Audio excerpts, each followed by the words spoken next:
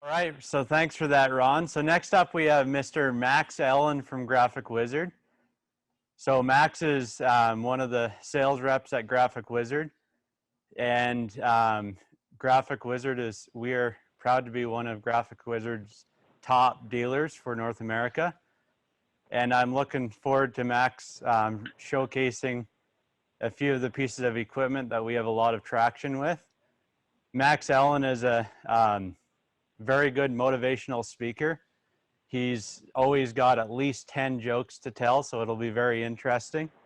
And he's one of my favorite suppliers, as I am 18 days older than him, so I get to push him around a bit. So welcome to the floor, Mr. Max. Thank you very much, Andy. I appreciate the introduction. Thanks for setting the bar really high on the jokes front. I'll see if I can live up to that over the next hour and a half or so. Just quickly before I start rambling around for the next hour and a half. Everybody can hear me okay? Andy, you can hear my audio properly? Yep. Perfect. Thanks, Max. And also with Graphic Whizard, I'm going to be giving them a presentation from our head office here in Canada. So I have 3 different machines here. We're going to be moving stuff around, and I'm going to be showing you live how to run all of these machines. But I have Chris Harrington, who's our VP of Sales, who's joining me as well. So you may hear another voice during the course of the presentation. Chris will answer some questions. If you have any questions at all while the presentation's going on, feel free to use the Q&A button at the bottom. The guys will let us know when questions do pop up, and I'll do my best to show everything during the course of the demo. Chris, is your audio is working? You can hear me, and can we hear you? Just unmuted. I can hear you great. Thanks, Max. Thanks, Chris.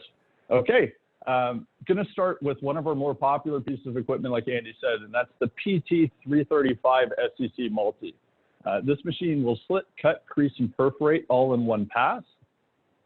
The idea is for print shops that are spending a lot of time turning around their short-run digital work, business cards, greeting cards, postcards, using 2-3 different pieces of finishing equipment. We're trying to combine those into one single machine that doesn't require any operator intervention. Right? So instead of having an operator do your pre-press, right, print off a job, take it to a creasing perforating machine, take it back to a guillotine cutter to finish that job, we're going to load those sheets directly off the back end of the digital press into the 335 SCC. Then you can just press play and walk away and go do something else. Right? So we see these in all sorts of different shops. We put them in just big shops that are just doing business cards, and the machine's just going to sit there and run 12 by 18, 24 business cards all day. But we also see them a lot in implants. They're in churches. We see them in real estate offices, small shops that have 1 to 3 people, because they don't have the manpower to produce all of the work that they want to in-house. So instead of hiring more people to run more machines and adding other pieces of finishing equipment, they're going to use the same operator that they already have and just make them a lot more efficient. Right? So if I can have the same person print and finish all my digital work, or 80% of the output, it means it's going to free up another person in the shop, or free up 80 to 90% of their time to make sales calls, to do other things, interact with customers, do other things that are important to keep a shop profitable and moving forward. I'm going to start by just giving you a brief overview of the machine in general. I'm going to switch over to a smaller camera. Going to move you around a little bit. And hopefully this will show a little bit better what we're talking about as I move through the machine here. So this is the feeding side of the SCC Multi. On this side of the machine, I can load up a 4-inch pile.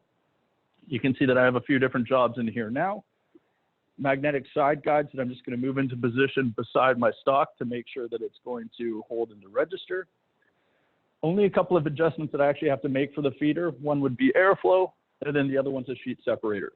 The machine does have ultrasonic doubles detection, right? So if it pulls 2 sheets, it will notice that and it will stop, so it's not going to waste extra sheets. But we're going to make some adjustments to the feeder to try to mitigate that as much as we can, because you don't want an operator walking back to it. Right? The whole point of this machine is that once I get it going, I can press play and I can walk away and go do something else.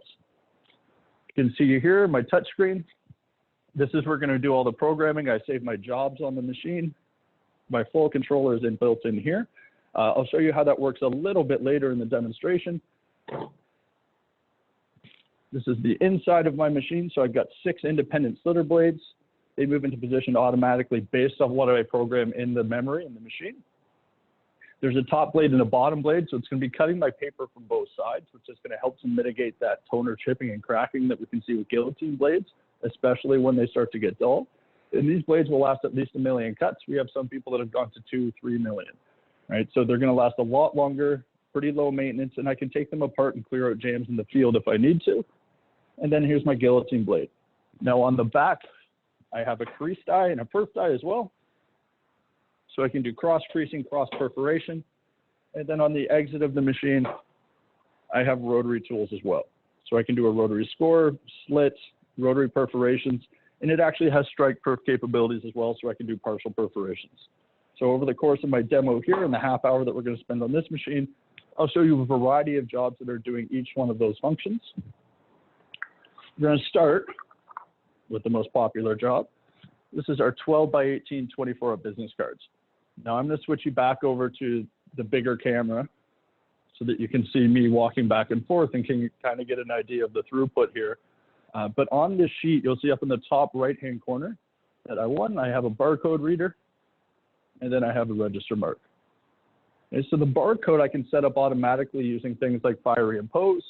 You can put it in using Adobe, and what it's going to do is tell the machine, as it pulls the sheet in, what job I have and the quantity of sheets that I want to run. So if you're a smaller shop, maybe somebody's doing the printing and somebody's doing all the finishing, you want to make sure that that person who's doing the finishing is going to choose the right job every time.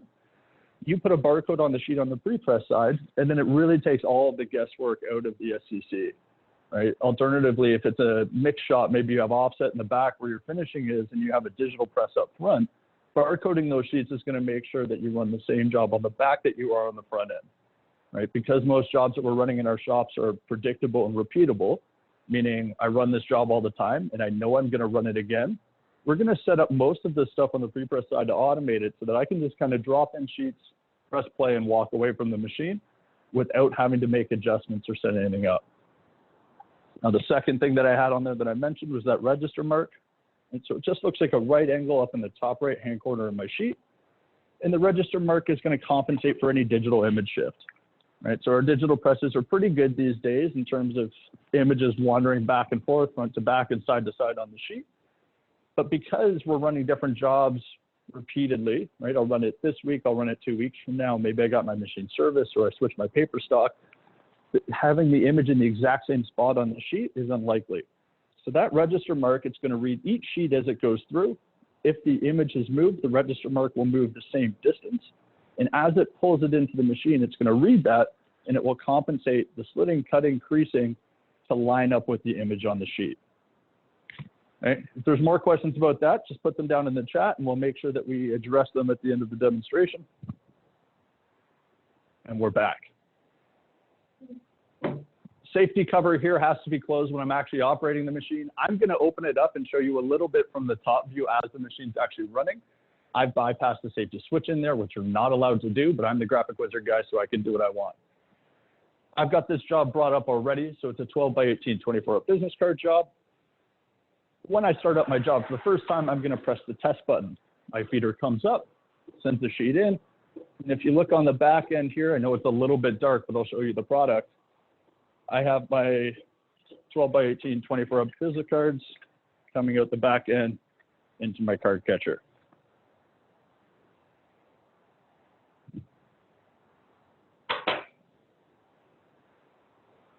Ta-da. All right, no chipping, no cracking along the edges. I'll run a few sheets so you can get an idea of the speed. The SCC Multi will run 28 sheets a minute based on an 8.5 by 11 sheet with 2 cuts and 1 crease, right? So say a half-fold greeting card type job. When I'm running the 12 by 18 24 business card job, I'm doing 16 cuts on the way down the sheet. Every cut is going to be a pause, so it'll run about 6 sheets a minute, meaning I can do 500 business cards in about 3 minutes. So I've set the machine to run 5 sheets now. Again, I just press play. The feeder lifts up, it starts pulling through. Now at this point, I don't need to be here anymore, right? I've got this job running. I've dropped in my sheets. You can see them coming out the back end over here. There's no longer any need for me to be standing around the machine, making sure that it's doing its job. And so this is when we're talking about efficiency and trying to save operator time. By automating the cutting and the creasing process all in one, it means that your operator really only has to take the time to start the machine, load the sheets, and then after that, they're free to use their time however they want to. And so when we're talking about ROI for this machine, and absolutely reach out to us and reach out to Scandicor after the demonstration if you're wondering if it would fit for you. When we build the business plan for this, we're really just wondering how much time you spend slitting, cutting, creasing, and doing all those functions in your shop now. So if I spend 10 hours a week cutting, creasing, perforating, and the SCC is going to save me 90% of the time, it means really your operator is going to be running the machine for about an hour a week, and then for the rest of the time, they can be doing other things. So 5 sheets, 24 up, gives me almost 250 business cards. You can see my stack here. And now I'm going to switch back over to the smaller camera, and I'll actually show you what's going on inside the machine as I start to run these jobs. So again, I've got a couple of different jobs loaded in here because the machine will crease and perforate and do a lot of other functions as well. I'm just going to take away the card catcher on the back. Right? This is magnetic. It has adjustable cups that my cards are going to stack into. The machine comes with a lot of different magnets that I can put on the back end, move them into position so when my stock comes out the back, it will stack up into nice, neat piles. Because I'm going to run a couple of different sizes really, really quickly, I'm going to leave the back open for now. You're going to see things drop out the back. In a real production shop, if that's what I was doing, switching back and forth really quickly, running a lot of different jobs, I'd probably put on the conveyor outfeed option. It will carry the cards out and just stack them up on the outfeed, and you don't have to make any adjustments yourself when you're switching back and forth between different sizes. So I'm going to switch back to my front camera. All I've done on the screen there is turned on my barcode reader. You can see up in the top right-hand corner, I know there's going to be a little bit of glare when we're looking at this. And once I have that barcode reader on, I press the button. The machine will read the job. You can see that it switched over to my fold-over business card job. The blades move into position. And now it is slitting, cutting, and creasing. So using a die crease to make sure that it's going to compress the paper and the toner. You can see here, it's read my neck sheet. Now switch over to a greeting card job. And on the inside of the machine, my blades move into position again. And now we're running greeting cards.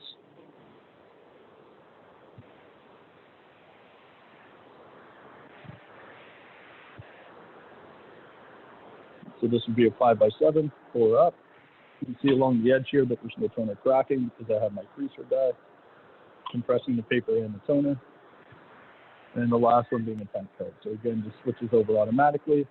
I can set that barcode reader to read each sheet and run a batch of 1, which is I'm doing right now.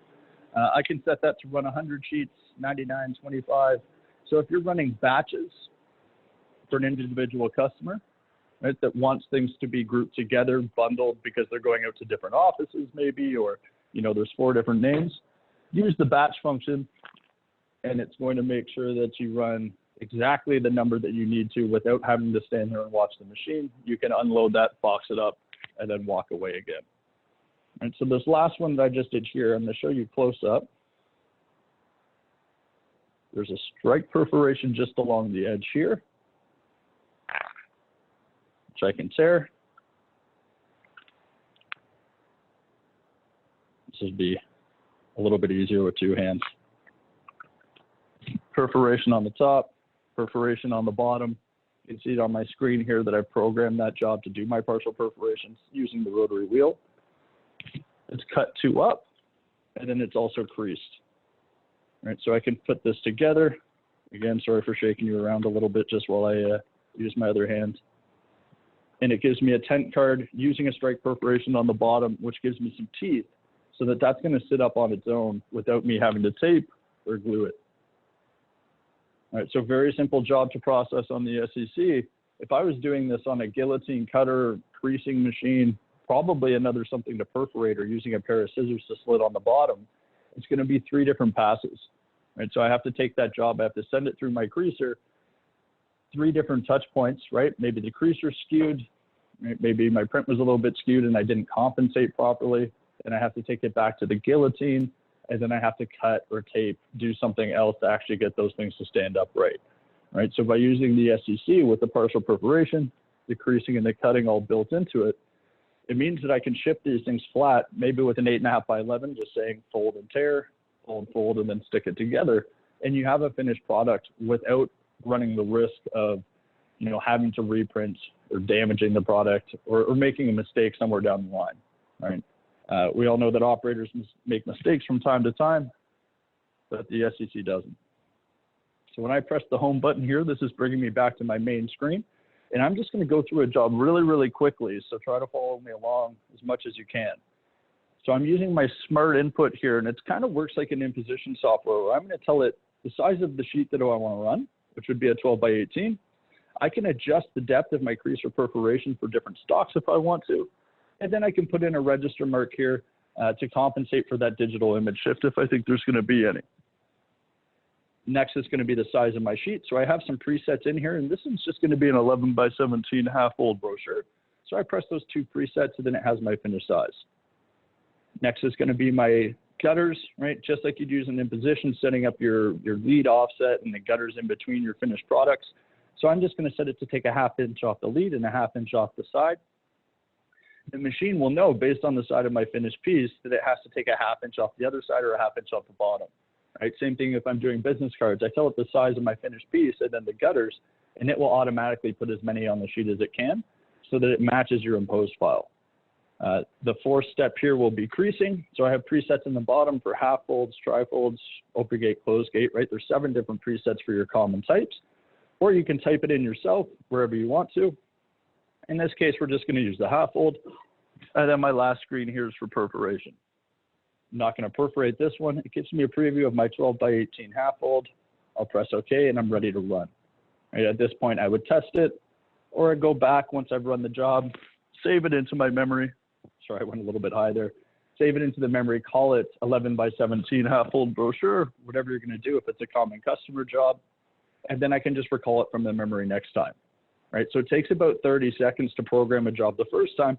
And then once you've done that, all you have to do is recall it from the memory, like so, or use your barcodes and it will bring up these jobs automatically. So this one I've called brochure. You can make compensations, move my cutting, creasing, perforating backwards and forwards if you need to, and then I'll press the test button.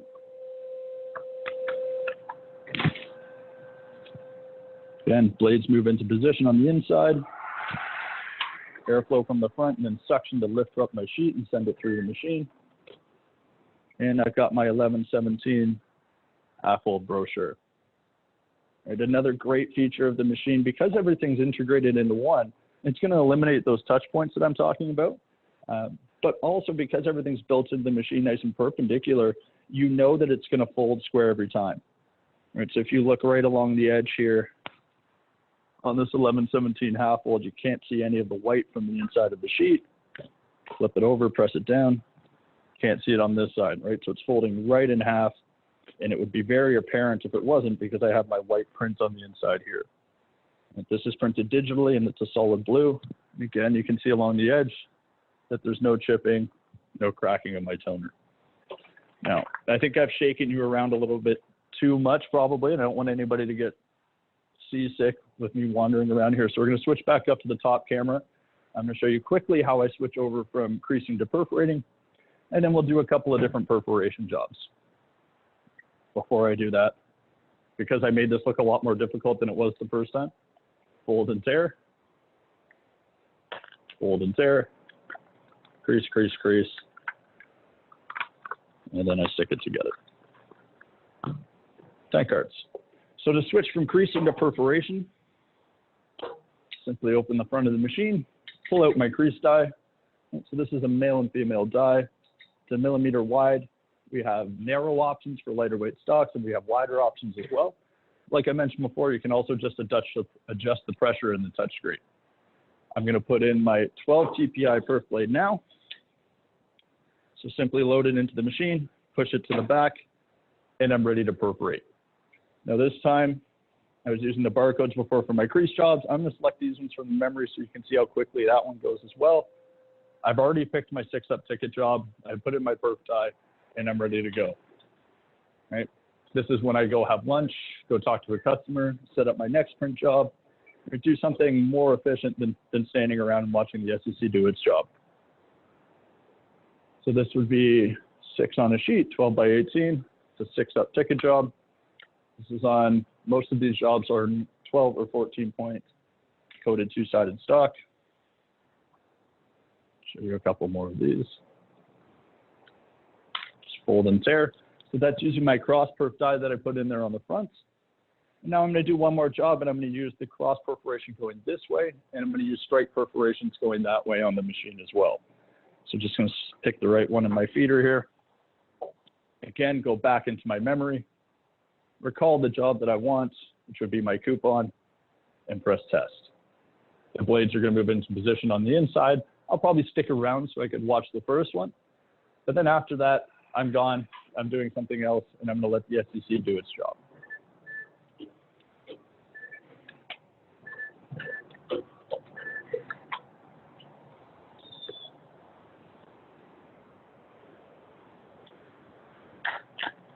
So this job's using rotary perforation as well as the cross perforation. So I can do a box perf, T perf, L perf, right? Coupons, mailers, event tickets, raffle tickets. No limitations to where I can put those creases and perforations, the sizes that I can cut, right? For the spec sheet, I think there's a link attached to the web page here, but you can visit graphicwizard.com or ScanDecor as well. You can move these cuts, run different sizes. I can do up to 32 perforations or creases on a sheet. So I'm showing these jobs just as a general idea because they're common ones that we see a lot of people running on their SCCs. But there's really no limitation. You can start to run smaller greeting cards, bigger ones, smaller coupons, different sizes as well. Last couple of things that I'm going to show you. The machine comes as it stands like this, right? So it's a floor model machine on casters. I make the machine look a little bit smaller than it actually is because I'm about 6'5". But the machine's a great height and you can work this screen very, very easily. It doesn't matter who's actually operating the machine. Underneath on this side, I've got a little bit of storage. Right? So just for, in my case, extra tools, paper, some sample sheets, snacks, drinks, whatever else you want to stick inside there. And then on the other side, because my slitting cutting wheels are on the top, I've got my waste bin underneath. I've obviously cut a lot of things preparing for my demo here, so this is a little full now. At the end of the day, after you've done running it, you pull the bucket out, go dump it in your recycling bin, and then stick it back in. The only maintenance you really have to do is keeping the machine clean. It's 110 volts, so it plugs directly into a standard wall socket, and then comes with all of the programming that you need to run the device. There's no extra software. You don't need an extra laptop or anything else to plug into here to make the machine run the way that you want it to. Okay? 3-year warranty on all of the machines that you're going to see today, actually. So 3 years of mechanical and electronics coverage for these units here. The machine will hold 64 different jobs in the memory. So once you get it in there, you do your initial training, you start to get your jobs programmed inside the machine. You just switch back and forth, use your barcode system, and it really becomes a tool that's going to do most of the digital output that you're producing now. That's it for the 335 SCC. I didn't really give anybody an opportunity to ask questions there. So are there any questions or comments about the machine? I think a few questions did come in. Okay. The one question from Michelle was how thick of stock you can do, which is 16.350 GSM.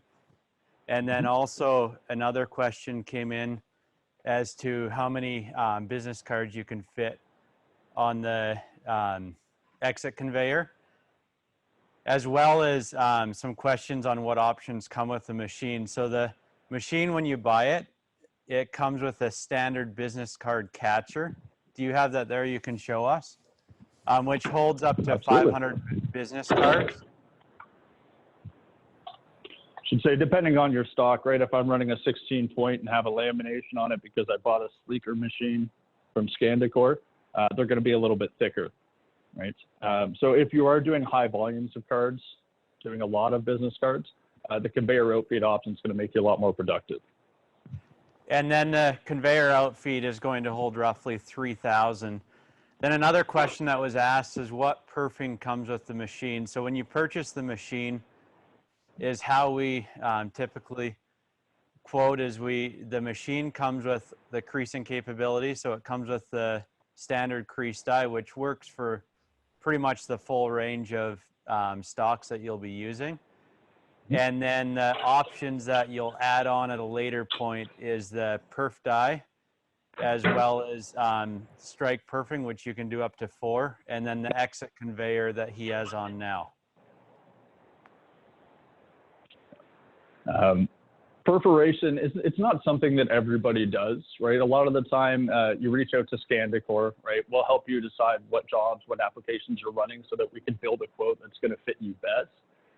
We try not to put in extra features in any of our machines, trying to make them as modular as possible so that you can really pay for just what you need to start with and then start to add on other things, right? When I move to my Bookletmaker, it's going to be adding on separate units.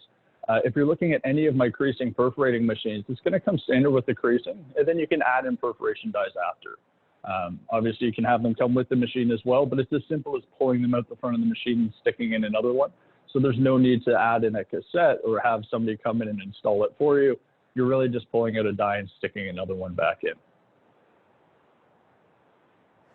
We have one more question come in about the when you're switching from creasing to perfing, whether the machine tells you you need to swap out that die or whether you just need to know that you need to switch it to the perf die. Can you answer that one, Max, please? Yeah. On this model, it's not going to tell you whether you have the crease or you have the perf die inside the machine. The rotary perforations and the strike perfs on the out feed. Right? Rotary, I'm setting manually. The strike perf will just stay in the up position until they have to engage for a program job. But if I'm switching from, a creasing job to a perforating job, you as the operator, that's why we run a test sheet, have to pull the die out and stick in the right one. Do have other models, right? So we have, not that this is part of the question, but we have a 331 SCC, a 331 Air, the 335 SCC, and then another future one coming. That future one will actually tell you which die that you have in there. It's going to be a much higher production level machine, so everything's going to be fully automated. Just at a higher price point for people doing really, really heavy volumes, multiple shifts a day, things like that. For this one, I always recommend using that test button before you walk away from it. Run one sheet through. You don't want to do a full batch of trifold brochures and come back and realize that somebody left the perforation die inside the machine and then have to do a reprint. So it's a really good question. There isn't something like a fail-safe inside the machine that's going to tell you. The operator has to check themselves before they run the job. One other question that's come in, Max, is about the warranty, which is a 3-year parts warranty that it comes with.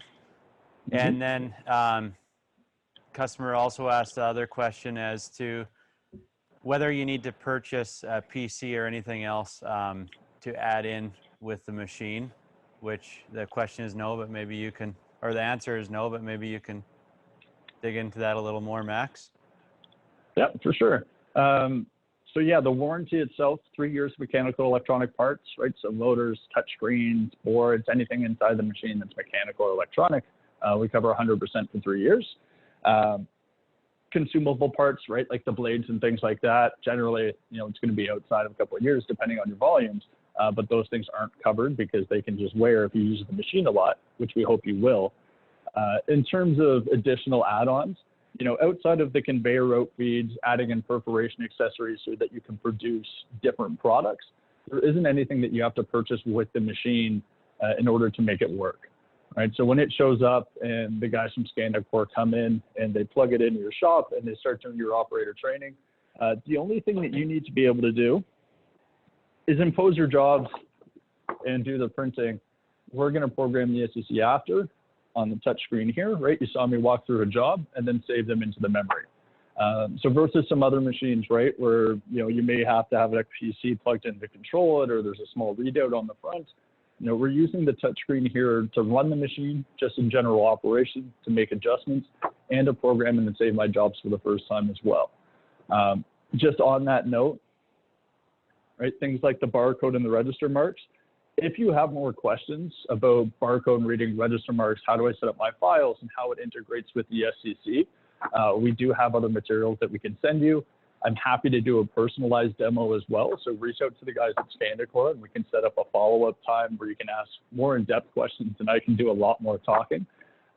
But setting up the register mark and the barcode, we're integrated with EFI, so it will put these things in automatically, or you just separate, drop layers in over top of your sheet and set it up there.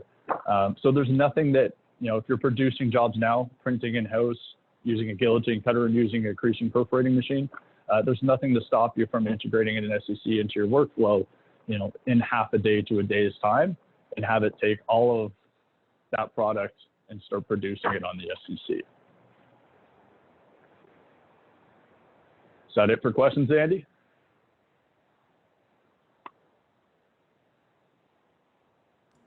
Yeah, looks like that's it. That's very good, Max. Thanks for that. The 335 is being a very good machine for us. I know myself personally, I've sold over 30 of the machines since they came out 2 years ago.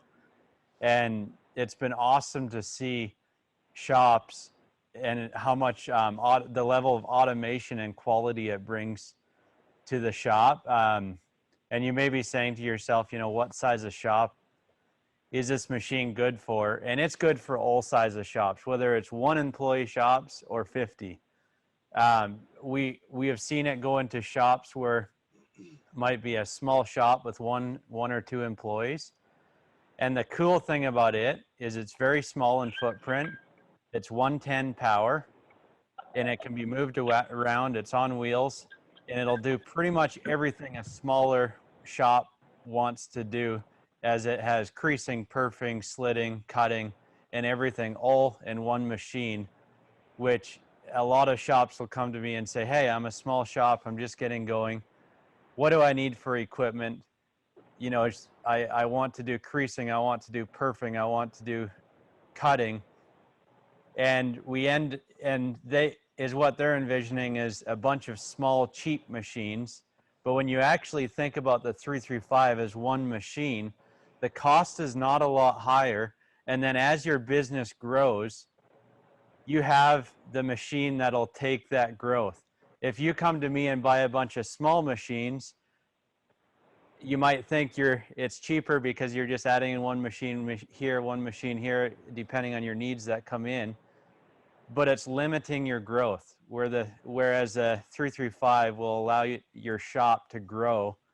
And then you get, you know, a mid-sized shop to a larger shop where you're going to more use it just for business cards or maybe those tent cards or fold over business cards.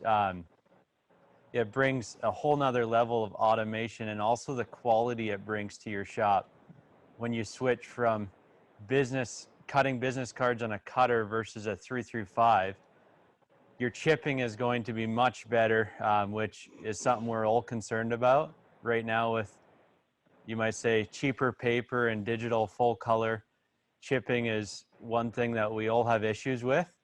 And the 335 with the slitters and just cutting one sheet at a time with the scissor action is much better than a guillotine for chipping. And it's also awesome for registration. Mm-hmm. Yeah, nope, those are all great points. It's going to produce, you know, a higher quality versus cutting on the guillotine cutter. It's going to register every sheet, which a guillotine cutter can't do, right? You're cutting a full stack at a time. And you're right, like versus, you know, if your shop's just opening up or you're thinking about upgrading older equipment that you may have, maybe you're switching because you used to run, you know, primarily offset work and you're growing a digital department, or you were a sign shop and you're doing wide format and you want to start producing digital work for the same customers as well. For those guys, it's really it's a print shop in a box, right? You have your digital press. This is taking the place of a power back gauge, right? Electric guillotine cutter or hydraulic cutter. It's taking the place of an automated creasing perforating machine. And then it's kind of taking the place of the operator too, right? So having that one employee and not having to stand near the machine means it's going to do all those functions. It's going to provide that output for you, but then you don't have to have your hands tied to the machine while it's running as well. So great point. Thanks for adding that in, Andy. I know, Chris, you're still hanging around there. Is there anything that you wanted to add before we move over to our next machine? I can see you can give me a... Think so. There, I've been answering some of the questions that are coming in. And here's another. I'm spending about 20 to 25 hours a week on the guillotine cutter, double-sided business cards, looking to automate this. How does this machine compare to rotary die cutting? So like the one we saw yesterday. So as far as how it compares to what they saw yesterday, I guess we'll let Andy or someone Scandicore, touch on that. But our rule of thumb is that when I guess what we always ask printers is how long does it take you to cut this 500 business card job, 22 sheets? Normally, we're hearing a response of anywhere from, some might say 5 minutes. Usually it's 10 to 20 minutes to cut a batch of business cards in a guillotine. And that's only 500 cards. So essentially what Max was able to show here early on in the presentation was we're going to take that to 3 to 5 minutes. And even with that 3 to 5 minutes, you're not even going to tie up your operator for that whole 3 to 5 minutes. So essentially what I'd rather know, I guess, is if you're spending up to 25 hours a week on a guillotine, how many business card jobs do you think that is? So, we have an ROI if anybody out there wants to see that, where we can do just that, take your 20 to 25 hours and show you what it's going to be. But it's going to be probably, we could save you up to 75% of the time at the guillotine. Now that slitter cutter creaser is going to take 4 or 5 minutes to cut 500 cards. The difference is you're only contributing about 30 seconds of labor to that process. So, that's how it relates to automating and taking away from your guillotine. As far as I don't sell rotary die cutting card cutters, so I'll let Scandicore answer to that. Yeah, so to go back to the die cutters we showed yesterday, die cutters have their place, but so does the 335. So I don't really see them as being competitors. A die cutter, if you're looking for cutting business cards with, unique shapes on the top, or maybe door hangers where you have a knockout or whatever, die cutters are the way forward. If you're trying to do business cards and you want to be able to do, 5,000 sheets per hour, if you're doing high volumes, then die cutters are the way forward. Your card is always going to be the same size every single time. However, if you're a smaller shop, or maybe you're a large shop and you don't do as many business cards, the 335 opens up a whole new door because it allows you to go from job to job very quickly and with no die cost. So if you're not doing those unique shapes and all of that, you can go from, a business card job to a creasing job, or a business card job to a perfing job, all by versus a die cutter where you have to actually remove that die, switch that die out, and you also have to invest, $300 or so for that die, depending on how complex the die is. So the 335 is much more versatile and much better for those short runs, as long as you don't have to do shapes or anything like that. Does that answer it all right, Chris? Yeah, my other question I get from what little I know about die cutters, if you change not just shapes, of course, and sizes, but thickness of stock, right? Like if you're going to do a 100-pound text and then go to a 12-point and then go to a 16-point, I don't think you can do that all with one die, even though the shape is the same. John or Bob would probably be the best to answer that one. Yeah. What I understand, those die. Rotary, can you hear me okay, Andy? Good. Yeah. Rotary dies, generally you can use the same die for a different thickness of substrates. You have to change the pressure settings is generally the only thing that you normally need to do, unless it's something specialty or a specialty stock. But you know, if you're going from a 100-pound cover to a 130-pound cover, generally not. The one thing I will say, you know, the 335 is so stand apart in the sense that it has the X and Y registration, which is so important in the digital print world that we live in. Rotary die cut, you know, as we saw yesterday, it can only tolerate a slight variance, you know, from head to toe of the sheet, no lateral adjustment whatsoever. So the 335, your accuracy of your cards is going to be registered to the print far more accurate than any rotary die cutting. Obviously, we know the speed of rotary die cutting is absolutely phenomenal and can't be touched compared to guillotine, etc. But as you know, to Andy's point, in those shops where you're doing business cards, the next minute you're needing to do a table tent, the next minute you're needing to do greeting cards, the rapid changeover in high accuracy of cut to print that you get in the 335 is extremely overwhelming in most cases. I don't think they're mutually exclusive. It really comes down Yeah, to you brought up another couple of points there too, as it relates to shrink and stretch. So if going down the sheet, your image actually, you know, you're calling for 1/4-inch gutters. In fact, they're 0.255. Shrink and stretch feature on 335. It's just simple math. You just stretch the image out or shrink it. And where with a fixed plate, you can't do that. It is what it is. So you got to hope that your image is printed where it's supposed to be. We had a customer one time, Chris, that said to us, I lay awake at night worrying about those double-sided printed business cards, having to cut them on my guillotine the next day. So the 335 ends sleepless nights too. So it's another thing. I don't think it's actually built into your features list, but that customer said when I bought my 335, I could sleep at night. Good, we'll add that. Perfect. Yeah. Can't put a price on a good night's rest. Yeah. Those were all really great points. So hopefully that answered the question. And if it didn't fully get to what you need to, I think kind of based on the input, you can probably decipher a little bit, but they're not exactly comparable machines, right? We're not looking at apples to apples here. It could be that you're better off going with a rotary die cutter machine.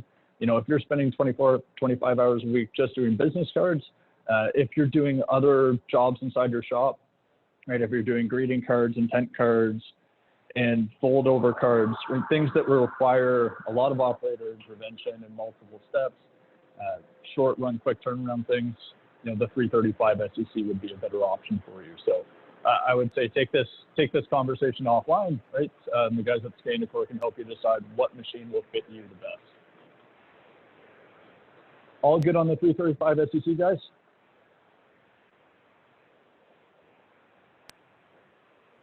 That's awesome. Yes. Thanks, okay. Max. Looks like that's all the questions. That's good. Both Max and I and any one of the team on ScanDecor are very happy to answer any questions if anyone wants a demo or has more questions offline. Mm-hmm. Yeah, we're not going anywhere. I don't know if you can tell, but I do enjoy doing this. I like talking about finishing equipment and Graphic Whizard machines in general. So I'm happy to do a follow-up call and talk a little bit more about how our products would fit, you know, with each individual shop, right? Because it's not cookie cutter. Everybody's doing different output. You have different needs. Really, the best way to know if it's going to work for you is to have a chat with us live and talk about your applications. Moving on now, right? We spent a lot of time on the SCC, which we should, right? Because it's probably our, you know, it's our flagship machine. It's the one that's most popular because it can save people the most time in digital print shops. But Graphic Whizard has a pretty wide portfolio. So we have about 60 different machines now, right? We've got 4 different slitter cutter options. We brought in a Bookletmaker option. So I'm going to walk you through this one. I'm going to do the same thing, right? So for anybody who's getting a little bit of motion sickness before, just close your eyes every now and then, because I'm going to wander you through from front to back on the Bookletmaker here. This is kind of what I was talking about when I was talking about the modular machines, right? And I know you probably can't see me, but I'm doing a lot of hand gestures and things like that. This is the PT33SF stitch fold system. So it's using heads, right, that are made by Deluxe Stitcher out of the US instead of a staple kit. It's going to be a lot more productive. I'm using spools of wire, and I'm going to walk you through and show you that. This machine comes as a standalone, right? So I have it running in line right now with the PT33 PFA, pile feed accumulate system. I can add this machine at any time. Obviously, you can bring it in-house right away if you think you need to automate because you're doing high volumes of booklets. But this machine can be hand-fed, and it can run right off the back into an outfeed conveyor and just stack up books on the back end, and you can do trimming on your standard guillotine cutter that you probably have in your shop already. Now, on the back of this 33SF, I've added in the PT33FT, right? So this is my face trimmer.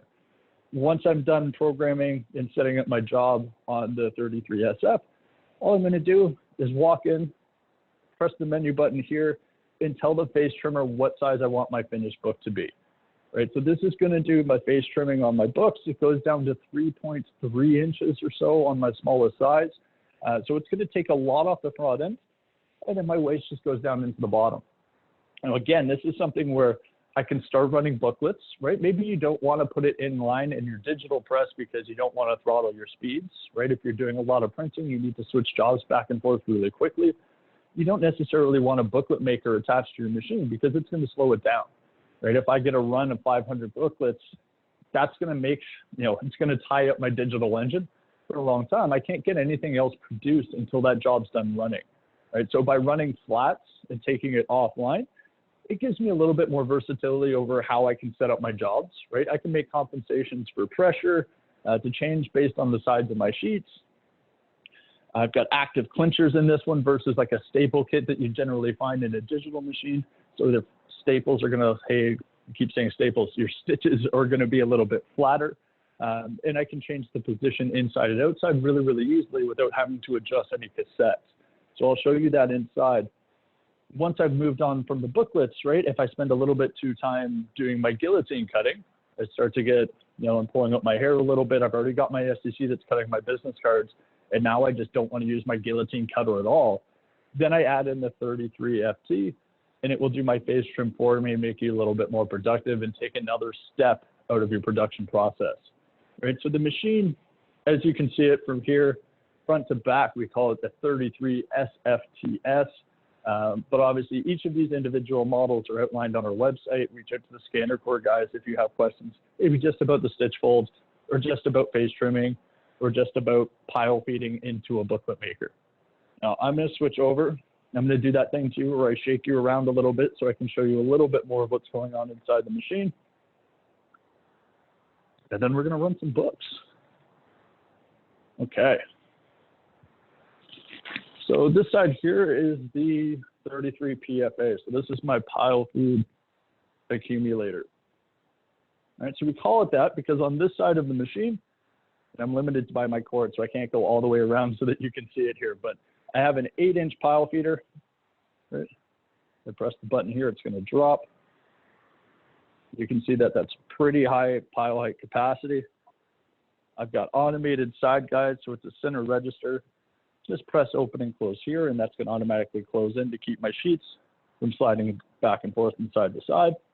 Right on this pile feeder here, I've got a few different adjustments. This is going to be pretty standard. So I went out of focus a little bit. See, there we go. Okay. So on the outside of the machine, I've got my airflow and I've got my gap separation. So this is going to make sure that I don't pull double sheets a lot by adjusting those two. This machine also has the ultrasonic doubles detection. It's just on the back end right before it gets into the accumulator. So if the pile feeder does pull 2 sheets, it's going to stop. And you can see on the inside the suction belt that's pretty common between most of our PT machines, just being one of the many product lines that we have. Well, it's a vacuum belt. There's a fan inside the machine that creates suction and the blowing to push from the front. Right, so by having that and by using the fans means that we can keep, all of our PT products as 110 volts. You don't require a lot of special power.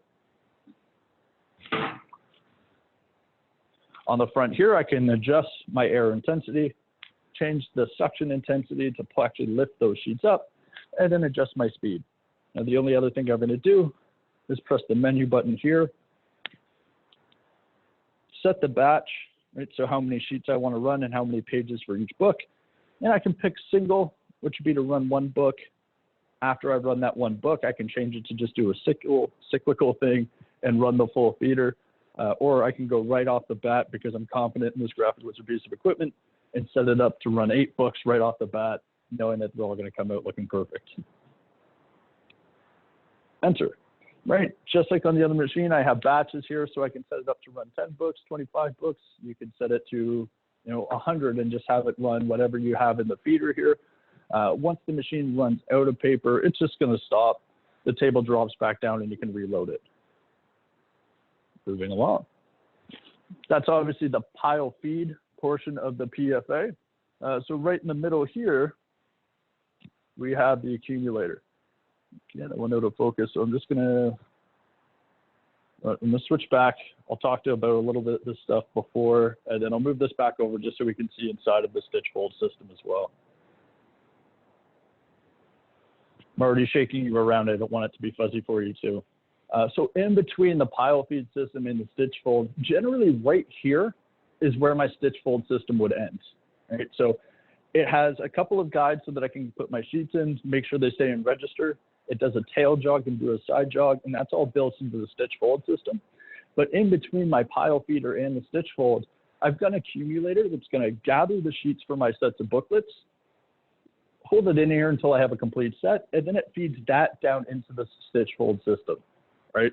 So instead of trying to pull a sheet all the way from the top, right, because we have this 8-inch pile feeder, and put it straight down into the bottom where it's going to tail jog, we accumulate our sets inside here first, and then we push them down into the stitch fold system. So it gives the sets really 2 times where they can kind of group together and gather up.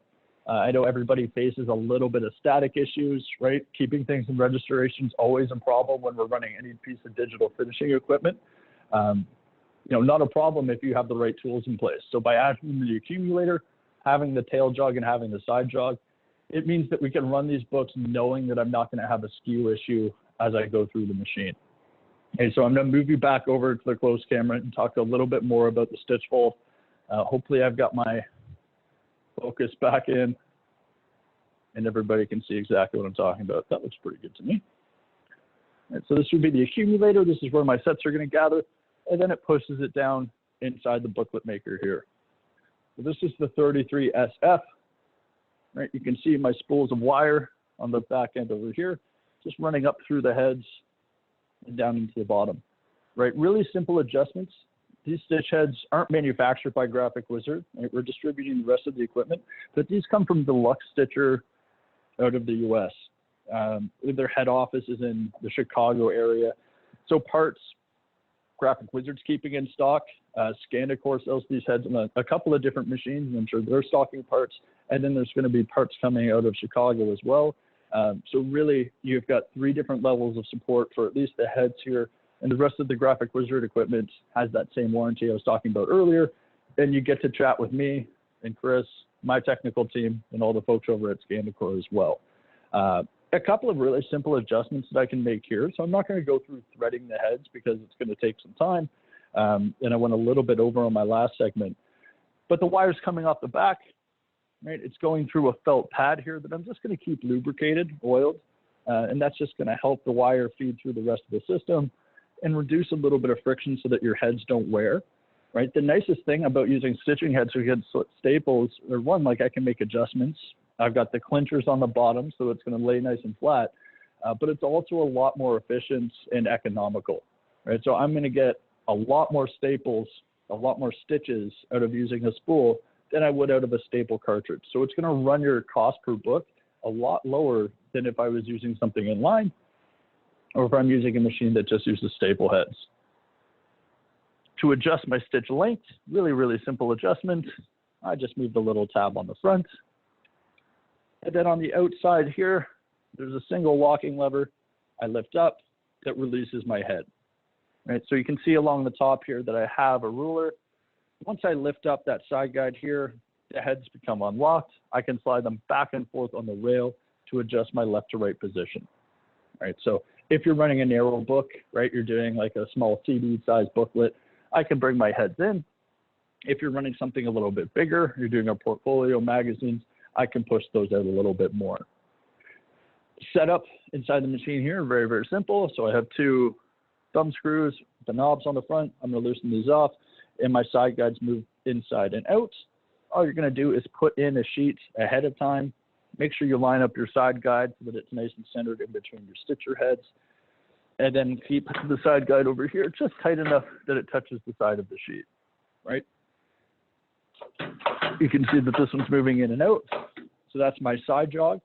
And so if you do have some static issues, you're running text weights or something and they tend to stick together, you're a little bit worried about your registration, just make sure this is tight up to the side. It's going to tap that sheet before it actually stitches the book to make sure that all of your sheets are nice and squared up. Same thing with the back end, tail jog.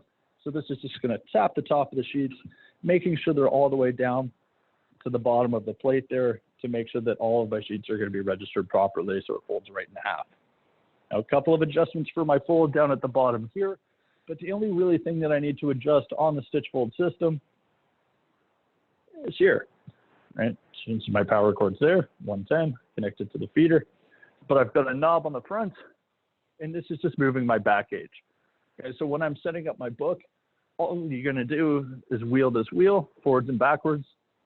That's moving the back plate on the bottom of the machine at the back forwards and backwards here so that I can make sure that it folds right in half. There's my fold guide down at the bottom there. And show you one more. So this is my trimmer.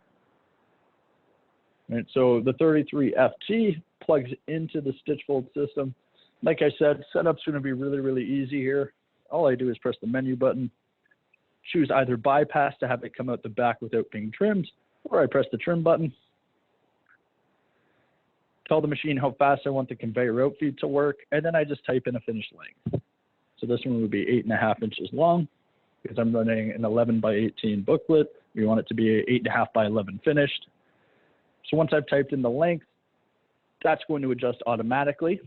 The back stopper here, and then you can see this massive blade system with the built-in clamp is going to compress my books and then cut off the face. I've got, all the way through here, a bunch of different conveyor belts. The back one's here putting a little bit of pressure on the top of my sheets as well. So once your booklets are actually trimmed, it's going to keep them compressed when they come out the back end. So you don't end up with a bunch of springy booklets or booklets kind of nesting inside of each other when they're done. That's a sample that we ran a little bit earlier. I'm going to switch you back and we're going to run a booklet.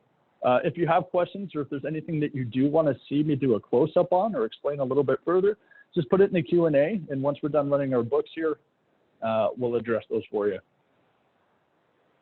Again, safety covers all the way through, right? So this one I have a bypass in so I can leave it open. This one here I've completely removed. Graphic Whizard guy, I can do that. You absolutely can't. So I've set up my book here. You saw me do my programming on the pile feeder.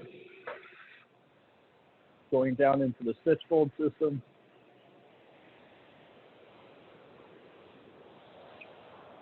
You can see my sheets now coming out of the pile feeder into the accumulator. Wow, damn, that's a beautiful thing. So I just had one of my sheets that came out there curl up a little bit as it was going down into the accumulator.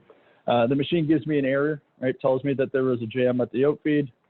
It lets me know, and it keeps the batch count that I already had in there, so it knows that it's pulled 6 of 8 sheets. I'm just going to adjust my airflow a little bit so it pulls a little bit smoother and make sure the table's at the bottom.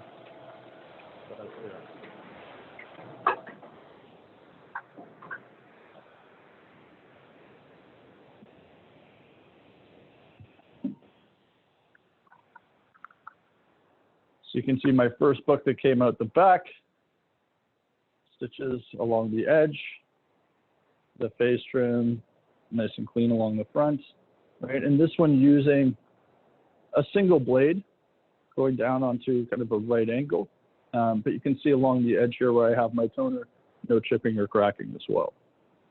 So that was, as I went through it, the single book that we programmed originally.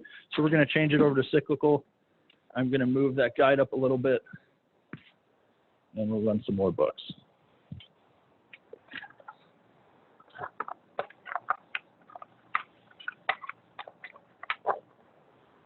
So just adjusting my feeder slightly here, because we did have it pull a double sheet first. So I'm just going to close my gap up a little bit, use a little bit more air, and we'll start it up again.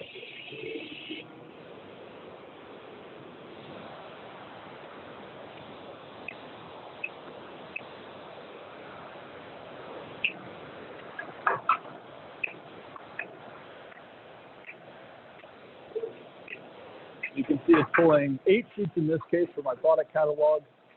I'm using 100-pound text.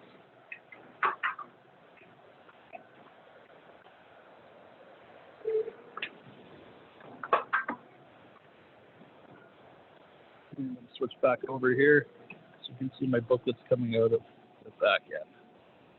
So I'll grab a couple for you. You can see my face trim. And it looks flat. The stitches along the outside. And I can adjust, obviously, the stitch length. I can adjust how much I want to take off of that face trim. And if your book isn't folding exactly in half or right where you want it, I can adjust my front to back on this side as well, right? Because we're running a little bit overtime, I was going to switch and show you running 8.5 by 11s as well. But let's just see, are there any questions about the stitch fold system, pile feeder, face trimmer? If there aren't any questions, then maybe we move on to the crease and fold system to make sure that we can fit everything in.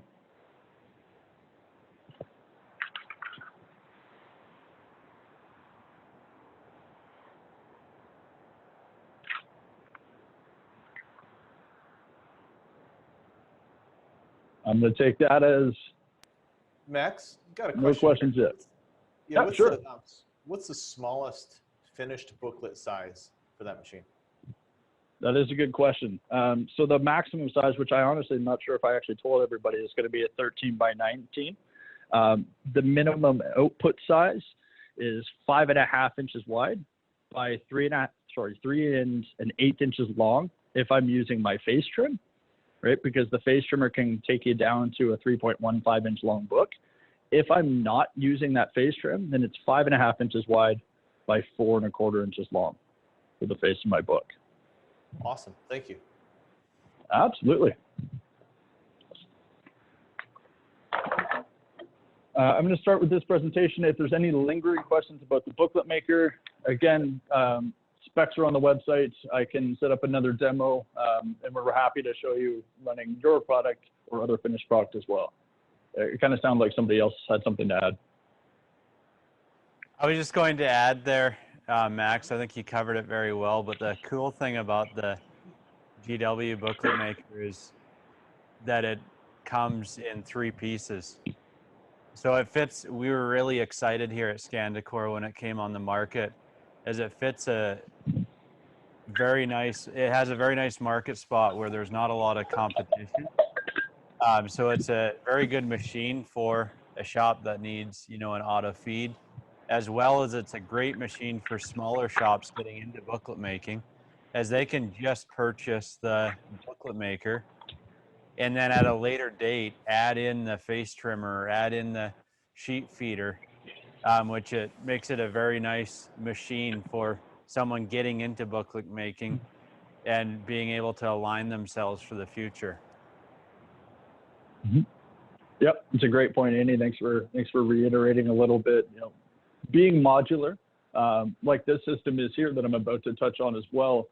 We've got some all-in-one machines, right? So when I just talked about creasing and folding in particular, but giving yourself the opportunity to kind of grow in the unit you want is going to make your shop, function the way that it should now, right? Where it's economical and affordable to bring in new equipment, things that can either, make your life a lot easier, save you time that you can use elsewhere in your shop, or maybe it's so you can offer more products, diversify a little bit.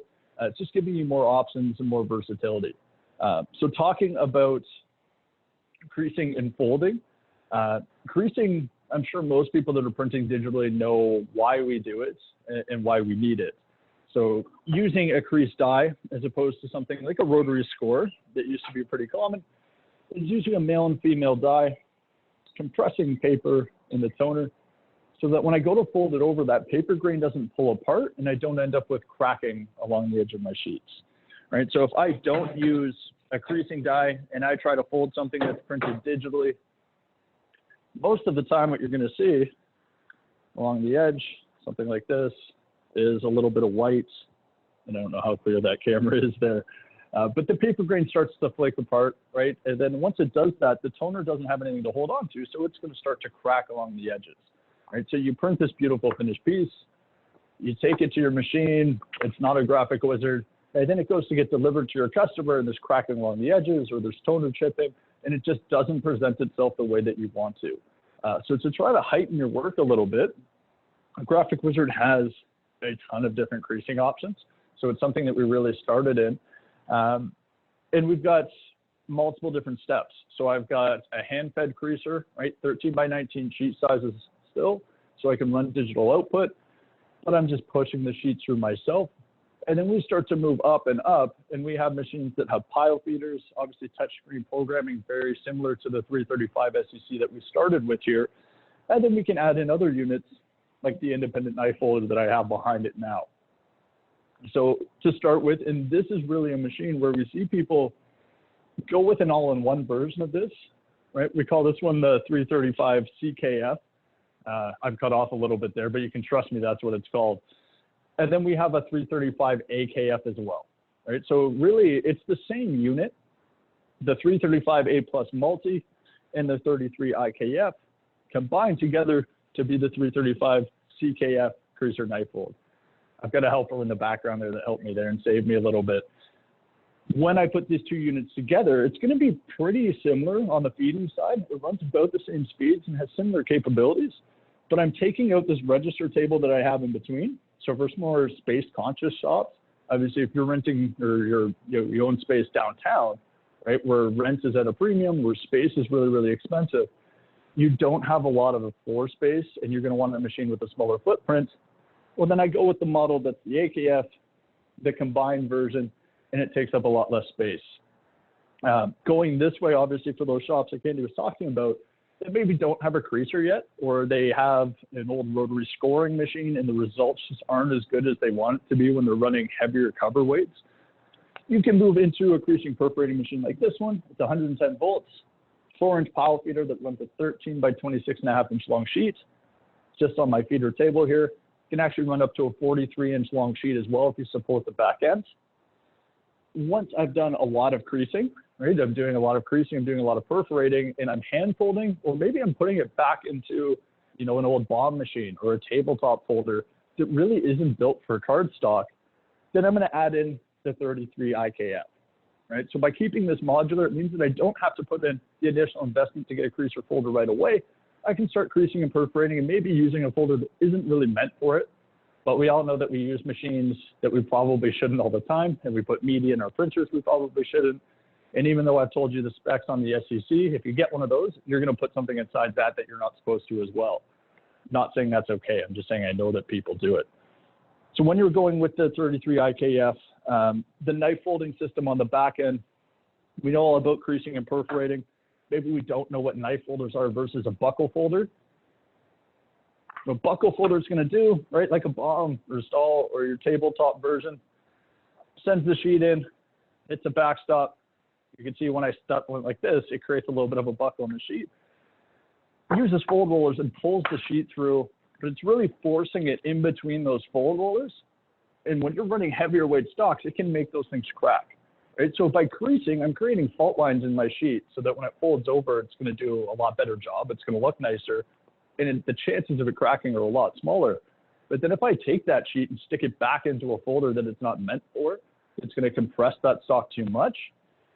One, it may have problems feeding it, right? Because it's not really meant for cardstock. But two, there's more of a chance that you end up with cracking, skewing, because it really, really just doesn't fit in the machine. So when we're using the CKF here, I'm creasing my sheets ahead of time on the 335A+. And then the sheets are coming into the knife folder where it's going to stop in the system here after it's been registered. It's sitting in between my feeding rollers, and a knife is going to swing down, hit it right on that crease line, and that's what's going to force my sheet to fold over. Right? So instead of compressing the sheet and sticking it in between rollers that it doesn't really fit through, it's going to pause, and we're just going to use a knife system. We have an upper knife and a lower knife, and they're going to swing back and forth, and that's what's going to do my folding. So when you're running stocks about 100-pound techs and above, right, where you start to see that cracking, you're also going to have much, much better results on the folding if you're using a knife folding system, right? So this would be CKF, 2 different units, and then we have the all-in-one. Same process, so they're going to work very similarly as well. Now, I've told you about the feeders already, right? We've got a lot of similarities between the SCC and the Bookletmaker. And we switched over here. So I'm not going to spend a ton of time just talking about the feeder, but I am going to show you the programming on this one because it's something that's really cool that nobody else has. You can see inside my feeder system here. So I've got magnets, right, that are holding my sheets into registration. And I've got more jobs in there than you're supposed to put in, really. Generally, we'd be doing these one at a time, and I'd just be using these standard magnets. But I was feeling really confident today, and we're going to be really impressive here. So I'm going to run a 5.5 by 8.5 greeting card, and then I'm going to run an 8.5 by 11 trifold, and then I'm going to run an 11/17 half fold, and then we're going to run an 11 by 25.5 inch long trifold brochure as well. So I'm going to switch back and forth really quickly, but I want you to know what I'm doing first. So when I'm setting up these jobs for the first time, I go into my memory here.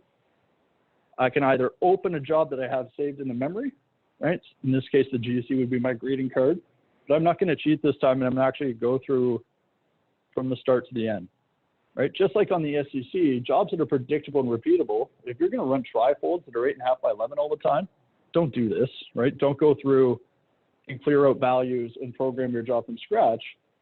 Moved you around a little bit too much there.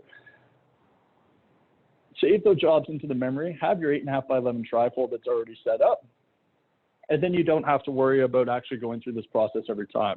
But all I'm going to do to program it for the first time, use presets. I can type in the job length, or I press the auto measure button. My table lifts up and sends the sheet through. All right. On the screen here, it's giving me my accurate length. So this is supposed to be 8.5. It's 8.512.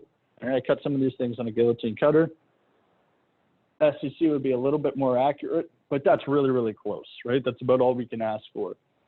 If you cut something, or maybe you're using paper because you're creasing ahead of time, you've cut something on a guillotine cutter, you had to cut it a little bit short because your customer didn't send you a file with good bleed on it or something like that. Measuring my sheet each time is going to make sure when I set up my folds or set up my creases or set up my perforations, that it's in an accurate spot based on the actual length of the sheet, not what I think it is. All right, so if I think that it's 8.5 inches long and I program my fold or my crease at 4.25 right in the middle, but it's actually at 8.4, then I'm going to have a little bit overhanging on the front or the back, and it's not going to look good. So on that screen, now that I've got my accurate length, I can set up creasing and perforations for flat work. I can set up partial perforations. Because on the outfeed of this machine, I have those same strike purse that I have on the 335 SCC. Right? So I can do partial perforations in both directions. I can put in the same perf die. And I can go into my fold types. You can see right here, it's set up for a trifold. So 3 different fold lines. My roller position at the outfeed here will set up automatically to keep my sheets from springing back open. And then the shingle position is how quickly they get pulled out of the back of the machine. But the really cool thing is now that I have the length of my sheet programmed in there, all I have to do is press the half fold button, and it's going to put in that value for me automatically based on the accurate length of my sheet. All right, so I did that really slowly, explaining it at the same time. But first icon, sheet length measurement. Second icon, pick the fold type that you want, and then you press play and you're ready to go. 5 different speeds. Like all the other machines that I have here, I can set batches. I can run a single test sheet or push run and run the full job. So I'm going to do that now, and I'll take you for a little bit of a walk with me. Table comes up, pulls the sheets through, comes out the back, and I have my finished folded greeting cards. No cracking. Beautiful. Now let's take it out of my batch here. I had it set for 2 sheets, and I'm going to do the same thing. This time I'll show you every step of the way. So feeding. Registration.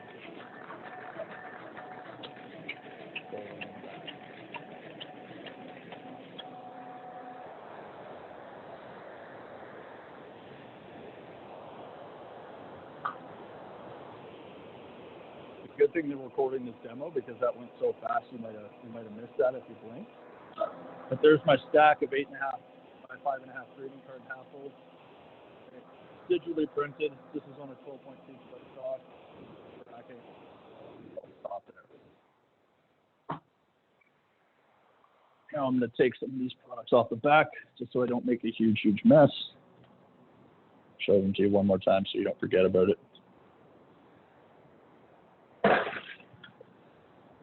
And I just threw those across the room. So if there was a behind the scenes video on this, you'll see how much paper and product there is just strewn all over the floor here now. So I'm switching back over again, right? On this one, I'm going to do the same thing. So I'll walk you through the process. I'm going to do it a little bit faster this time because everybody knows what I'm doing by this point. Edit into the memory. I'm going to clear all the values, and I'm going to auto measure. Sheet comes out. Tells me the exact length, which in this case is 10.992. Return. Pick my fold type. On this one, I want a trifold. Press play and test.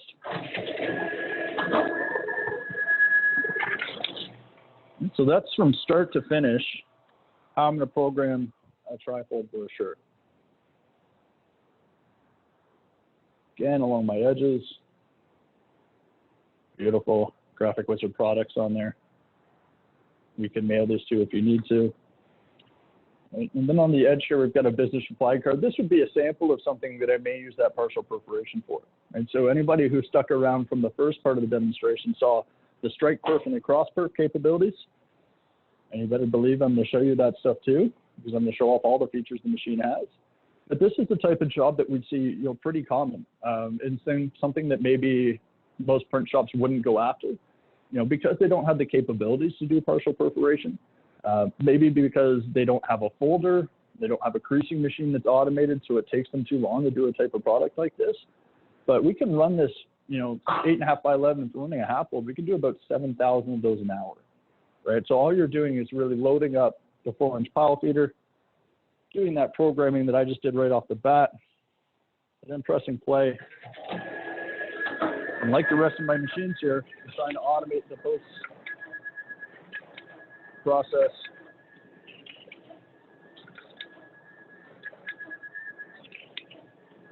And I'm producing trifolds. And you can see on the back here, I have a little bit of a gap in between my feet, so they're still shingling up. But if I change on that screen my shingle, it's going to stop those from nesting inside each other. Like I said before, that the machines don't make mistakes, but operators do. I certainly do. So completely adjustable. I ran off my full stack there, so that was 10 sheets. And quickly, pull my next one through. So it's going to stop.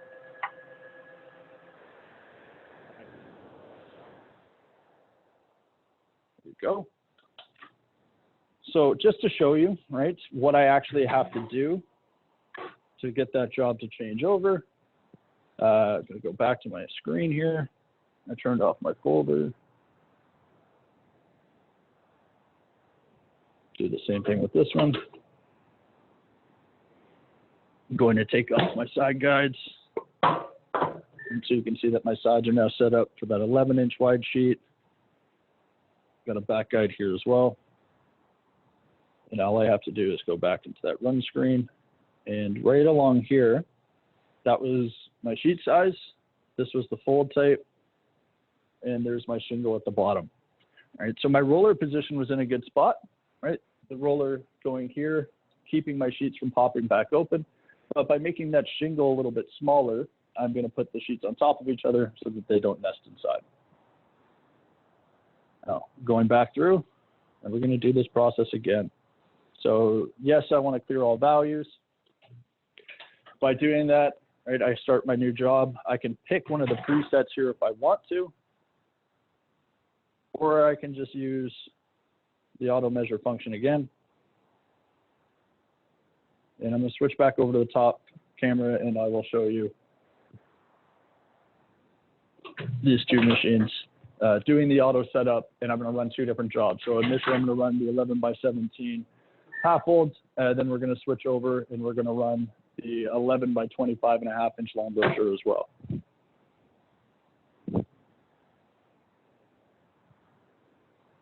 Okay. Edit, clear all values, auto measure. Sorry for the delay there. My back sheet covered a sensor, so it gave me an error, and I just turned the machines off and on again. So it reads my sheet, 17.012 inches. I'm going to press back, go back into the fold type, pick my half folds, and I'm ready to go. All right, so I'm going to adjust my speed, and we'll run this one at top length, but I'm going to press start once.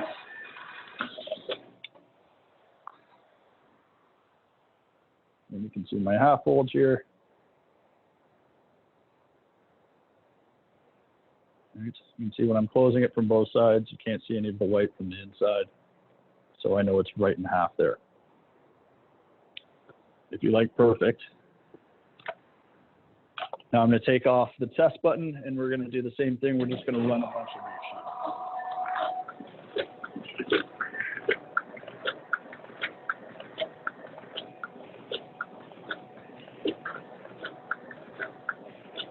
So really productive machine, right? I'm running these half-fold brochures. I was 15 sheets. Again, along the edges, no cracking at all. Really simple to set up. So really a machine that's made for the digital market and quick turnaround printers. Right? We know that you don't have time to set up a creasing perforating machine or a scoring machine and then take it back to a different folder. So by adding in a modular system, you can start to add more processes in. And I'm going to get rid of some paper here, and we're going to switch back. We're going to do a full-length brochure again now. So all of my machines, right? So the Bookletmaker's 1319, but the slitter cutter on this side, any of the creasing perforating machines that you see from Graphic Whizard are going to do that 1319 sheet size. Almost all of them will do a sheet longer than that as well, right? So we know people are starting to run 26.5 inch long brochures, and they're doing that more often. So I'm going to show you a version of that right now. Go back into the screen. This time I'm just going to bring it up to my memory for expediency's sake, and then press play.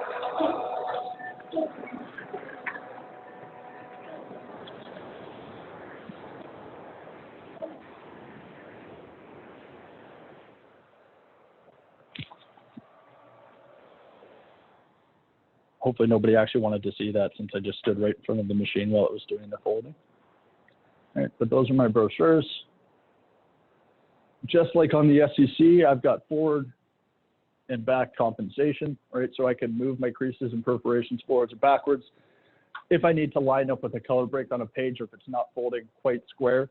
We're really short on time, but the last thing I'm going to show you, I'm going to do the same thing, switch over from creasing to perforating, run a couple of flat sheets out of the bypass, because even though we have the folding capabilities, not every job that you have in-house is going to end up being folded, right? The machine can run perfect found book covers to crease the spine and the hinges. We'll do a lot of different products that aren't necessarily going to be folded after we're done. I'm going to show you the speed that we run this thing on here. So I'm just taking a random sheet. I'm going to put 11 different creases on it so you can get an idea of how quickly it runs through the back and it's coming out the back end. The Graphic Wizards. So in this case, I'm just going to go back into my memory, recall a job, and I'll press my test. So I know the machine knows what it's doing. Before I start a production run, I always will. I give it a chance just to make sure that the feed are set up properly. And so you can see all of my creases here. No cracking along the edges because I have it creased. You've seen these before. Sporting events, but it's just a noisemaker. So it's doing 11 different creases. You can see just how quickly it runs. I'll run a couple of different sheets of this one. Out the bottom, and down into my bypass. All right, same thing again. This machine will run up to 32 creases or perforations. Not that you need it to, but it's something to brag about to your friends. If you're doing raffle tickets, right, tear-offs, you may have more perforations up on a sheet. And just like I did those creasing jobs, I can take out my die, put in the perforation one, and we're ready to perforate. So I'm just cleaning up my mess. I'll press return. Now because I've swapped out my die,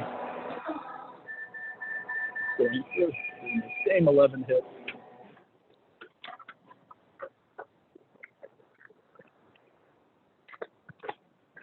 But it's doing full width perforations.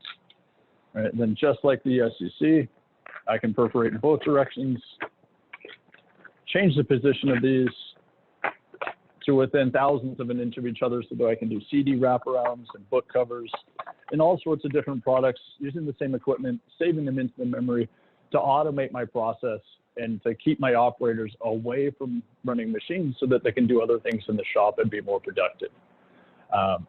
That's all I have planned for this one, right? Same warranty, 110 volts on both of these. Are there any questions about creasing in general, perforating, or creasing and folding? There's one question that came up, whether the bump on the crease is on the top or the bottom. So maybe you could just show them, Max, how you can just manually flip that around. Do you mean inside the machine, Andy? Or you just want to see me do this? Male and female? Yeah. I'll show how it actually goes into the machine. So this one now, right? Bump on the top,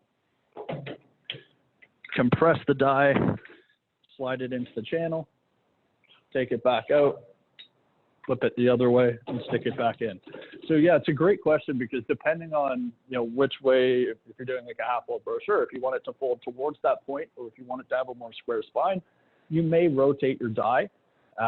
Obviously the alternative is to flip your sheets inside of the feeder as well, but it's so simple for us to switch the crease orientation that we can go up or down, and we can do rotary scoring as well. So it's a good question.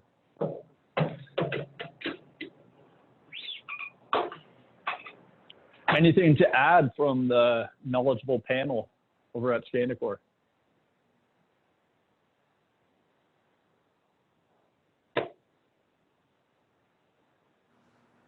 I was going to add something, but then you said knowledgeable, so I stopped there for a minute.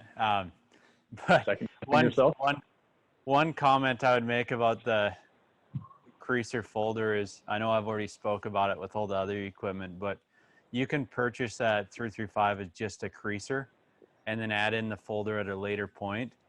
One other thing we have done for a few customers is you may have a 335 SCC, slitter cutter creaser perforator, which we showed on the first demo.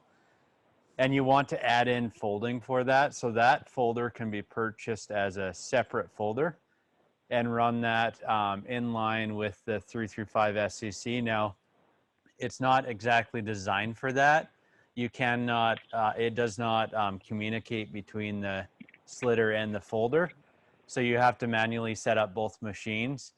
And the slitter is made to do everything to a sheet. So you might be running, 1,000 or 1,200 sheets per hour on the slitter versus the creaser folder we just saw, which will run up to, 5,000 to 6,000 sheets per hour. So it's going to be much slower, but if you're just looking to do the odd folding job, it might be a good option for you.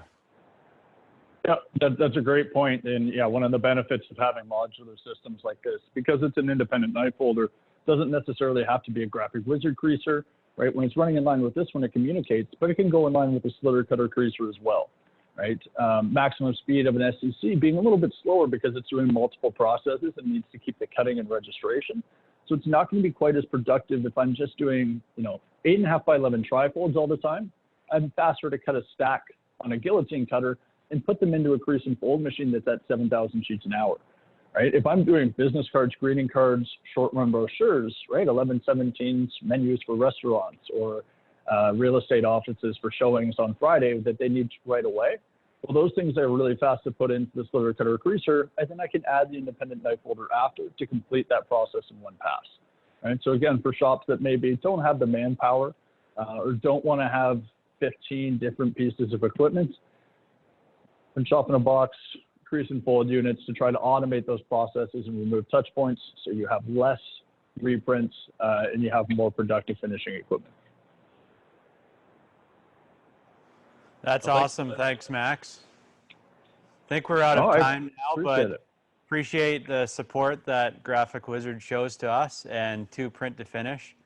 And I'd just like to thank both you as well as Chris that's on here today. Appreciate it. Oh, really The appreciate you opportunity, having us.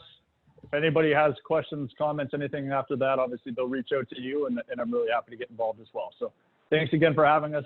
Enjoy your lunch, everybody. Sorry for taking Thanks, up Max. part of your lunch hour. Thanks, guys.